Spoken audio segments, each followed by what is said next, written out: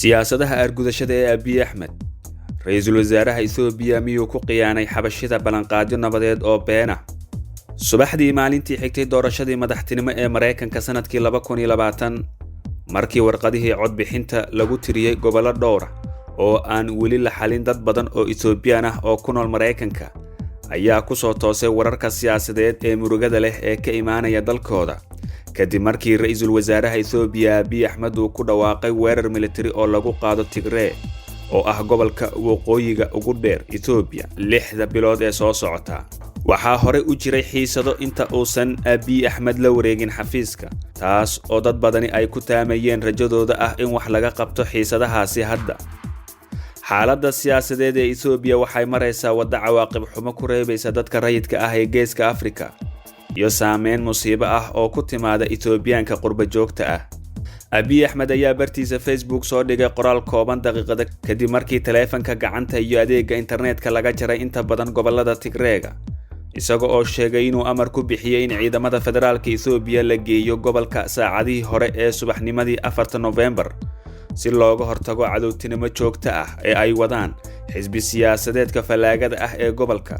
kaas oo ula jeeday jabhadda xoreynta dadka Tigreega TPLF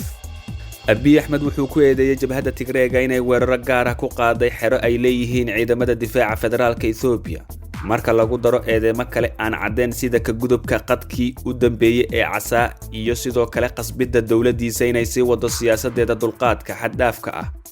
ra'iisul wasaaraha wuxuu ku tilmaamay tallaabada military mid bartilmaameed ah ujeedkeeduna uu yahay in xoogaga mucaaradka ah xukunka laga qaado inkasta oo canaan cad uu Abiy Ahmed kula hadlay qoraalkiisa jabhadda xoreynta dadweynaha ee Tigreega haddana daabacaadda waxaa sidoo kale ku jiray tixraac lagu bogsiinayo qaranka Itoobiya iyo dadkeeda lagu dhaqaajiyay ruuxadda deganaanta ah sawir kale oo aad u dhib badan ayaa soo ifbaxay bila kadib markii Abiy Ahmed sameeyay balanqaadkiisii ugu horeeyay ee ahaa inuu ilaalin doono dalka iyo gobolka isaga oo fogeeyay jabhadda xoreynta dadka Tigreega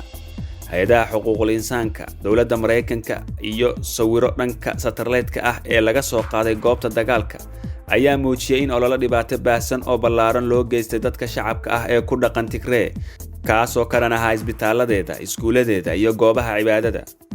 xogayaha arrimaha dibadda ee Mareykanka Anthony ayaa cambaariyay falkaasi waxa uuna ugu yeeray falal isirsifeena isagoo ku baaqay in si shuruud la'aan loo gaarsiiyo gargaarka bini'aadanimo gobolka Tigreega iyo in baaritaan madax bannaan lagu sameeyo xadgudubyada ka dhanka ah xuquuqda aadanaha ee ciidamada federaalka Itoobiya ay ka geysteen gobolka Tigreega balse wasaaradda arrimaha dibadda ee Itoobiya ayaa beenisay eedeymahaasi waxayna ku tilmaantay kuwa been abuur ah oo aan sal iyo raad toona lahayn halka Abiy Ahmed uu markii dambe qirtay in xadgudubyo laga geystay gobolka Tigreega halka ciidamada dawladda Eritrea ee dariska la ah Itoobiyana ay ka geysteen burbur xoogan gobolka Tigray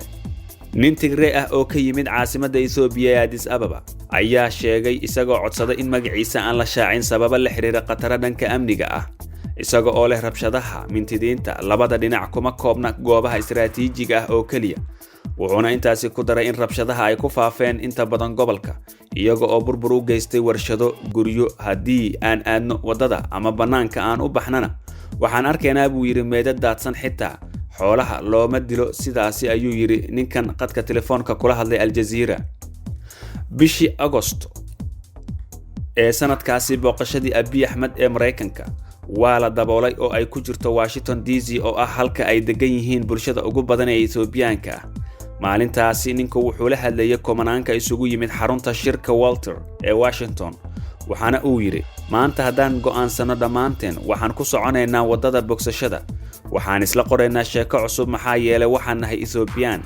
haddii aad rabto inaad ku faanto jilkaaga waa inaad doorataa kan Oromada ah Amxaarada ah Weeleytaha ah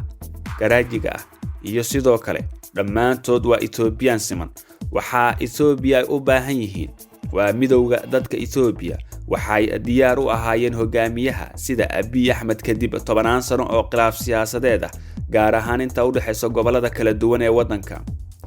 jaaliyadda Itoobiya ayaa ka jawaabay qorshayaashii Abiy Ahmed ee Itoobiya taasoo ku aadaneyd rajo aad u qurux badan Eden Kasa oo ah haweeney Tigray ah oo ku nooleed Washington ilaa yaraanteedii dhalinyarnimo oo la hadashay Al-Jazeera waxa ay dib u xusuusatay jawaabtii wanaagsaneed ee rajada lahayd uu Abiy Ahmed yiri. waxayna tiri waxaan xusuustaa markii la doortay Abiy Ahmed oo uu na siiyay khudbadiisii cajiibka ahayd. qof walba oo naga mid ahaa wuu laqay sadkii maalinkaas, ayay tiri dhamaadkii bishii January kadib markii ay ku soo laabatay gobolka Tigreega. dadka Tigreega waxay 6% ka yihiin tirada dadka ku nool Ethiopia, iyadoo dadkeedu ka badan yahay 112 milyan. laakiin Tigreega ayaa saameyn muuqata ku yeeshay qeybaha waaweyn iyo qeybaha gaarka loo leeyahay ee dawladda oo ay ku jirto dawladda dhexe. muddo ku dhow 30 sano ayay maamulayeen Ethiopia, iyadoo loo yaqaan kacaanka dadka Ethiopia ee jabhadda dimuqraadiga ah. waxay xukunka la wareegtay 1991 iyadoo oo ay ahayd dawlad ku meel gaar ah kadib markii laga takhalusay keligii taliska militariga ee loo yaqaan Derg, dawladdii militariga ee xilligaasi hanti wadaaga Ethiopia. sanadihii dambe Ethiopia waxay la wareegeen hoggaanka jabhadda dimuqraadiga kacaanka dadka Ethiopia. ra'iisul wasaarihii hore Meles Zenawi oo hayay xafiiska ugu sareeya qaranka ilaa dhimashadiisii sanadkii 2012 wuxuu ballaariyay awoodaha dawladda dhexe. mararka qaarna gacan bir ah ayaa lagu qabtaa mudaaharaadayaasha iyo saxafiyiinta, halka ku-xigeenkiisii Haile Mariam Desalegn uu si rasmi ah ugu dhawaaqay qorshaha dhameystiran ee horumarka Addis Ababa, kaasoo la doonayay in lagu ballaariyo caasimadda iyadoo lala wareegayo dhulka Oromada kadibna la barakicinayo dadkii asal ahaan deganaa. marka banaanbaxyada dawladda looga soo horjeedo ee looga jawaabayo qorshaha la qorsheeyay balse dibadbaxa ayaa keenay iscasilaadii Desalegn ee 2018. Abiy Ahmed ayaa bedelay Desalegn ayaa khudbad si qeyr leh iyo xamaasad badneed u jeediyay xabashida iyo rabitaankooda ku aadanaa nabadda, cadaaladda iyo barwaaqada. Abiy Ahmed ayaa ka soo jeeda qoomiyadda Oromada, waxaana jagada u magacaabay Oromo Democratic Party oo ah xisbi kale oo siyaasadeed oo ka tirsan isbahaysiga talada haya ee Ethiopia EPRDF, oo isaga iyo xulafadiisaba ku guuleysteen kuraas baarlamaan oo aad u badan doorashadii 2015. markii uu Abiy Ahmed la wareegay hogaaminta siyaasadda qaranka ee Ethiopia, wuxuu calaamadeeyay bog cusub oo taariikhda qoomiyadda Oromada ah oo muddo dheer laga takooray taariikh ahaan, inkastoo ay ahayd qoomiyadda ugu badan dalka Ethiopia. markii lagu dhawaaqay in Abiy Ahmed loo magacaabay ra'iisul wasaaraha, Tigreega ma ahayn kuwa kali ah ee ku qanacsan baaqyada Ahmed ee in dadka Ethiopia loo dabaaldego kala duwanaanshaha iyo qiyamka ay wadaagaan, kaasoo u eg Abiy Ahmed inuu noqday Obamaha Ethiopia. dad badan oo Ethiopian ah oo ku sugan gudaha iyo jaaliyadaha dibadda ku nool, Abiy wuxuu astaan u noqday bulshada mala awaalka ah ee nabadda qoomiyadaha kala duwan ee aan u muuqanin kuwa aan la kala bixin karin iyo xoogaga u sareeya kala duwanaanshaha kooxaha dhaqanka ee waddanka. xamaasadda uu Ahmed ku faafay dadka Ethiopianka dhexdeeda, qaabkiisa siyaasadeed ee ku saleysan isafgaradka iyo dib u heshiisiin ayaa soo jirtay xiisaha ka imaanayay dalka dibaddiisa iyo bulshooyinka Ethiopianka ah. Abiy Ahmed ayaa sanadkii 2019 ku guuleystay abaalmarinta nabadda kadib markii uu dhameeyay colaadii u dhaxaysay Ethiopia iyo Eritrea. madaxweynaha Eritrea Isaias Afwerki ayaa yiri markaasi Ethiopia iyo Eritrea waa laba dal oo xiriirkooda muddo dheer ku sifoobay cadowtinimo, maadaama labada dal ay dagaalamayeen dagaal 30 sano ah kadib markii Haile Selassie uu Eritrea ku daray Ethiopia 1962. xadka Eritrea oo xuduud la leh Tigray wuxuu ahaa masraxa xiisadda xitaa kadib markii Eritrea xorriyadda qaadatay. gacdoonkii ugu dambeeyay ee jabhadda xoreynta dadweynaha Tigrayga ee ka dhanka ah dawladda federaalka Ethiopia ka sokow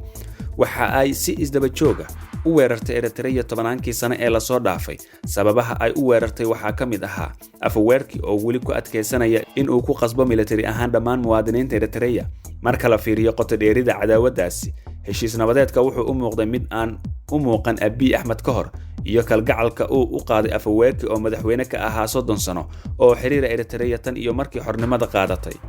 xitaa ka hor inta aanu ra'iisul wasaaruhu ku dhawaaqin arrintan dhammaadkii bishii Maarso, dhammaan Ethiopianka waxay xaqiijiyeen warar sheegaya in askarta Eritrea ay ku biireen ciidamada difaaca qaranka ee Ethiopia si ay ula wareegaan xukunka Tigreega. joogitaanka askarta Eritrea ee magaalooyinka Aksum, Maqale, Adwa iyo magaalooyin kale oo Tigreega ah ayaa muujinaysa weji kale oo walwal leh oo ku saabsan ku guuleysiga Abiy Ahmed abaalmarinta Nobel Prize-ka, iyadoo xubno kooban oo ka tirsan jaaliyadaha Ethiopia iyo Eritrea ay xilligaasi la yaabanaayeen walaaca ku saabsan nooca aafada Abiy Ahmed iyo Afwerki 2018 iyo haddii ay dhab ahaan la abaabulay ugu yaraan qayb ahaan ujeedooyinkuna tahay isu dabaridka weerarka dhamaadka sanadkii 2020 ee cadowgooda guud ee jabhadda xoreynta dadka Tigreega TPLF iyo in la ballaariyo inta kale ee gobolka Tigreega oo ay ku jiraan qaxootiga Eritrea ee ka cararay taliskii dulmiga badnaa ee Afwerki ka hor inta aanu khilaafka qarxin hadda. weerarka ku socda Tigreega waa mid cusub inkastoo uu yahay kan ugu caansan weeraro isdaba joog ah oo ku salaysan qowmiyadeed oo ka dhaca wadanka oo dhan kaasoo baabi'inaya dhalanteed jamhuuriyadda midaysan sida ay wararku sheegayaan. markii mudaharaadyadu bilowdeen dilkii fanaanka Oromada ahaa ee dhaqdhaqaaqa ahaa Hashalu sanadkii hore kumanaan Oromo ah ayaa la xiray, boqolaal kalena waa la dilay. wararku waxay soo baxeen bishii November maalmo ka hor bilowgii weerarkii uu ku dhawaaqay Abiy Ahmed ee ku saabsan Tigray. xasuuq ka dhacay gobolka Oromia oo lagu bartilmaameedsaday daraasiin dad ah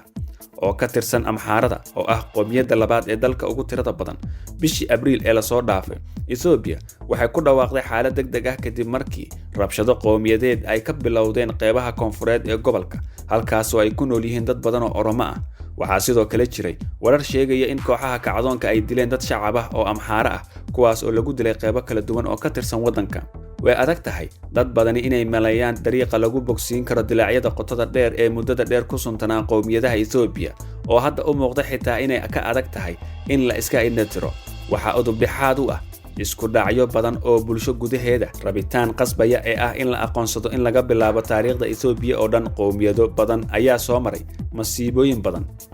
kadibna waxaa lagu eedeeyay in aysan garanayn dhibaatooyinkooda. markaan ma jiraan dib u heshiisiin macno leh ama dib u eegis lagu sameynayo rabshadaha ka dhashay Ethiopiaankan casriga ah iyo xasuuqii ugu dambeeyay kaas oo ahaa naxdintan cusub ee qaran. waxaa laga yaabaa in aysan goobjoog u ahayn dib u heshiisiin iyo dib u eegis daacada.